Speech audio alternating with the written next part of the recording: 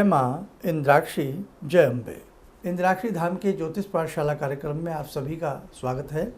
आइए इस अंक में हम बात करते हैं बुध के राशि परिवर्तन के बारे में। बुध वक्री हो रहे हैं 7 जुलाई से।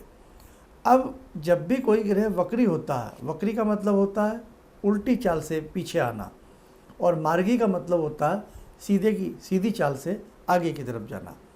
मार्गी ग्रह के फल को मजबूत बनाता है और वक्री ग्रह के फल को कमज़ोर बनाता है। लेकिन इस बार कुछ उल्टा है। कैसे कि बुध जो हैं 7 जुलाई से वक्री होकर के कर्क राशि से निकल करके, चंद्र की राशि से निकल करके अपनी स्व राशि मिथुन राशि में प्रवेश कर रहे हैं। और जाहिर सी बात है, जब भी कोई ग्रह अपनी राशि में जाता है तो कहीं ना कहीं उसे मजबूती प्राप्त होती है। तो सारी चर्चा इस अंक में होने वाली है और बहुत लंबे समय के लिए ये स्थिति नहीं है। ये 7 जुलाई से लेकर के 5 अगस्त तक की ये स्थिति रहने वाली है। बुध मामूली ग्रह नहीं है, बुध बहुत बड़े ग्रह हैं। आपकी वाक शक्ति के स्वामी बुध हैं, आपकी वाक शैली के स्वामी बुध हैं, आपके गले की मिठास के स्वामी बुध हैं और सिंगिंग के स्वामी बुध हैं। उसी के साथ साथ आपकी भाषण संभाषण शक्ति और उस कला के स्वामी भी बुध होते हैं।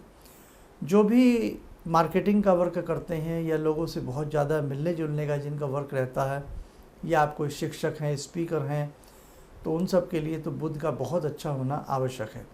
और आज के समय में आपके बैंक में बैलेंस क्या है, आपकी पॉकेट में क्या है, ये बात उतना मायने नहीं रखती जितना कि आपकी जिह्वा पर शब्द क्या है, आपकी प्रेजेंटेशन किस प्रकार की है, ये बहुत बड़ा मायने रखती है। और व्यक्ति को प्रेजेंट करने की कला भी बुध देते हैं। तो इसलिए आपको बुध से संबंधित उपाय ज़रूर करने चाहिए। अब 7 जुलाई को जब ग्रह बुध जो हैं वो कर्क से निकल करके मिथुन में प्रवेश करेंगे वक्र स्थिति से, तो उस समय आकाश में ग्रहों की क्या स्थिति होगी, एक नज़र आप ये भी देखें। हमने मेष लगन की कुंडली बनाई है। द्वितीय भाव में मंगल, तृतीय में सूर्य और बुध, यानी कि बुध अपनी स्वराशि के सूर्य के साथ बुध आदित्य योग बनाएंगे। और चतुर्थ भाव में बृहस्पति, पंचम भाव में शुक्र और केतु, एकादश भाव में राहु और द्वादश भाव में चंद्र और शनि का मिलन रहेगा। चंद्र शनि का मिलन बहुत अच्छा नहीं माना जाता, लेकिन सबका आपका लगन अलग अलग है, सबकी राशि अलग अलग है, सबकी डेट ऑफ बर्थ अलग अलग है। एक ही डेट में एक ही समय पर पैदा होने वाले जो जातक होते हैं उनके साथ कहीं ना कहीं कुछ इफ़ेक्ट एक सा आ सकता है। अदरवाइज़ सारी दुनिया के साथ किसी भी ग्रह का इफ़ेक्ट एक जैसा नहीं होता, क्योंकि सबकी कुंडली, सबकी राशि, सबकी सब चीज़ें अलग अलग होती हैं। अब देखो ग्रहों की स्थिति तो ये है, सूर्य के साथ जब भी बुध का मिलन होता है तो ये बुध आदित्य योग बनता है। ये कहीं ना कहीं शुभ स्थिति में होता है। और किसी का वृषभ लगन होगा, किसी का मिथुन लगन भी होगा। जिनका मिथुन लगन होगा उनके लगन में ही ये स्थिति उत्पन्न होगी और बहुत ही शुभ स्थिति रहने वाली है। अब देखो, यहाँ हम इस बात के फेवर में ना आए कि किस राशि को क्या इफेक्ट बनेगा। सर्वे भवन्तु सुखिनः सर्वे सन्तु निरामया, सबको अच्छा सुख मिलना चाहिए, सबके जीवन में सुख आना चाहिए। तो क्यों ना हम 7 जुलाई से लेकर के 5 अगस्त के बीच में मात्र 2 बुधवार यदि हम कुछ विशेष उपाय कर लें तो सबको सुंदर इफेक्ट मिलेगा। हालांकि प्रकृति का जो प्रारूप है, प्रकृति की जो चाल है, प्रकृति की जो स्थिति है, और जिस प्रकार से आज बहुत सारी स्थितियों को देखते हुए आगामी समय अच्छा तो है नहीं। आगामी समय मामूली योगों के साथ नहीं टलने वाला है, ये बड़ी घटनाओं के साथ ही ये समय टलेगा। इसलिए ध्यान रखना, जितना हम शुभ कर्म करते जाएंगे, जितना हम जीवन में अच्छी जीवन शैली को अपना करके जीवन को जिएंगे, मानवता का उदाहरण प्रस्तुत करेंगे और कहीं ना कहीं दया प्रीति हमारे मन में रहेगी, तभी जीवन अच्छा बन सकता है। अदरवाइज़ प्रकृति में जो कुछ होने वाला है वो बहुत ही भयंकर घटनाएं, कहीं ना कहीं अंदेशा है। और आप देख भी रहे हैं, आए दिन कहीं भूकंप आ रहे हैं, कहीं कहीं बाढ़ का प्रकोप है, तो कहीं ना कहीं कुछ न कुछ घटनाएं अप्रत्याशित रूप से घट रही हैं। यानी कि प्रकृति कहीं ना कहीं रौद्र रूप की तरफ है। इसलिए हमें वक्त है, संभलना होगा और जीवन को अच्छी शैली के साथ हमें जीना होगा। तो आइए आप कुछ ऐसे उपाय नोट करें। हमें 2 बुधवार ही करने हैं। पहले बुधवार हमें क्या करना होगा कि हम कम से कम 300 ग्राम या 3 केजी मूंग की दाल साबुत वाली ले लें। साबुत मूंग की दाल हम मंगलवार की रात्रि में पानी में भिगो दें। बुधवार की प्रातःकाल 3 केजी हो या 300 ग्राम हो, इससे कम ना लें क्योंकि बुध तीसरी राशि पर जा रहे हैं, इसलिए 3 केजी या 300 ग्राम। सुबह सुबह मनी मन मानसिक रूप से ओम बुम बुधाय नमः बोलते हुए आप 2 बुधवार पक्षियों को डालें। संभव हो उसी दिन गौ माता को हरा चारा देवें। हरे रंग का जो सूचना है, हरे रंग के जो प्रतीक हैं वो बुध ग्रह होते हैं, मरकरी, जो कि 7 जुलाई से परिवर्तित होने वाले हैं। तो हरे रंग का दान पुण्य खास तौर से बुधवार के दिन करना, बुध प्रभावित होते हैं, शुभ लाभ की स्थिति उत्पन्न होती है। तो गौ माता को हरा चारा या कहीं भी ऐसी जगह लंगर लगता हो, भोजन प्रसाद वितरण किया जाता हो, वहाँ ग्रीन वेजिटेबल आप लोगों को दान करना है। तो ऐसा हमें 2 बुधवार करना है। और उसी के साथ साथ बुध ग्रह की तीसरे नंबर की स्थिति के हिसाब से 3 माला बुध के बीजात्मक मंत्र की हमें बुधवार की प्रातःकाल या सायंकाल जपनी है। मंत्र आप लोग नोट करें। ओम ब्राम ब्रीम ब्रॉम स बुधाय नमः। ब्राम में हम डबल ए लगाएंगे, BRAAM, ब्राम, ब्रीम, ब्रोम सह बुधाय नमः। ओम ब्राम ब्रीम ब्रोम सह बुधाय नमः। 3 माला आप रुद्राक्ष की माला से ही करिएगा। 2 बुधवार आपको 3 माला, पहले बुधवार भी और दूसरे बुधवार भी 3-3 माला आपको बुध ग्रह के निमित्त करनी है। आपको बहुत अच्छा लाभ मिलेगा। यदि आपके घर में कांसे के पात्र हैं, कांसे के पात्रों में भी बुध का वास होता है, उन बर्तनों को कुछ दिन रख दीजिएगा, हरा हरा रंग उनमें उत्पन्न हो जाता है। तो कांसे के पात्र का प्रयोग करें, बहुत अच्छा रहेगा।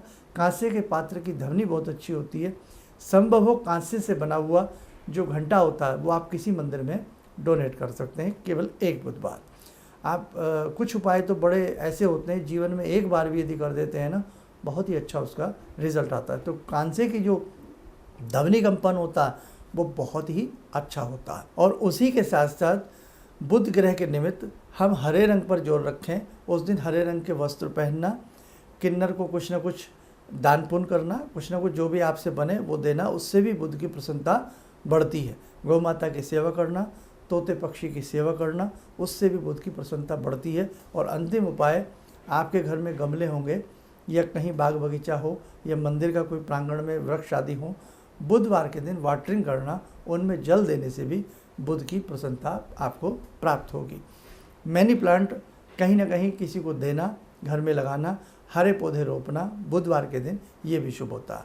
तो आपको इन उपायों में से जो भी सहज लगे तो उसमें से 2-4 उपाय करने का ज़रूर प्रयास करना। बुध की राशि का ये परिवर्तन निश्चित रूप से आपको उत्तम फल प्रदान करेगा। आइए समय हो चला आज की ध्यान साधना का। जुड़ते हैं हम आज की ध्यान साधना में भगवान श्री कृष्ण से। ओम करारविंदे न पदारविंदम मुखारविंदे विनिवेशयन्तम वटस्य पत्रस्य पुटे शयानं बालामुकुन्दं मनसा स्मरामि, बालामुकुन्दं मनसा स्मरामि। कस्तूरीतिलकं ललाटपटले वक्षस्थले कौस्तुभं नासाग्रे वरमुक्तिकं करतले वेणुकरे कङ्कणं सर्वाङ्गे हरिचन्दनं सुललितं कंठे च मुक्तावले गोपास्ति परिवेष्टितो विजयते गोपालचूडामणि शान्ताकारं भुजगशयनं पद्मनाभं सुरेशं विश्वाधारं गगनसदृशं मेघवर्णं शुभांगं लक्ष्मीकान्तं कमलनयनं योगवृद्ध्यानगम्यं वन्दे विष्णुं भवभयहरं सर्वलोकैकनाथं। कवच बना लें, ध्यान करें, कृष्ण जी का शुभ आशीष हम सबके ऊपर बरस रहा है।